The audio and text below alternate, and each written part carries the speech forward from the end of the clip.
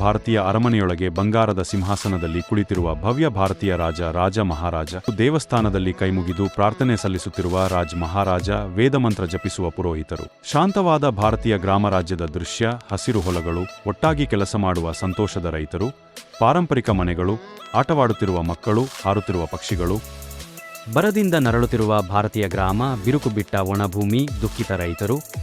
ಆಹಾರ ಹಂಚಲು ರಾಜಕೋಶದ ಧಾನ್ಯಕೋ ಡಾಮುಗಳನ್ನು ತೆರೆಯುತ್ತಿರುವ ರಾಜ್ ಮಹಾರಾಜ, ಧಾನ್ಯ ಚೀಲಗಳು, ಸಾಮಾನ್ಯ ವ್ಯಕ್ತಿಯಂತೆ ಸರಳ ಬಟ್ಟೆ ಧರಿಸಿ ಗ್ರಾಮದಲ್ಲಿ ನಡೆದುಕೊಂಡು ಹೋಗುತ್ತಿರುವ ರಾಜ್ ಮಹಾರಾಜ, ಮಕ್ಕಳಿಗೆ ಸ್ವತಃ ಆಹಾರ ನೀಡುತ್ತಿರುವ ರಾಜ್ ಮಹಾರಾಜ, ಭಾವುಕ ದೃಶ್ಯ, ದಯೆ ಮತ್ತು ವಿನಯ, ಭಾರತೀಯ ಗ್ರಾಮ ಹಿನ್ನೆಲೆ, ಮೃದುವಾದ ಬೆಳಕು, ಹೃದಯ ಸ್ಪರ್ಶಿ ಕ್ಷಣ.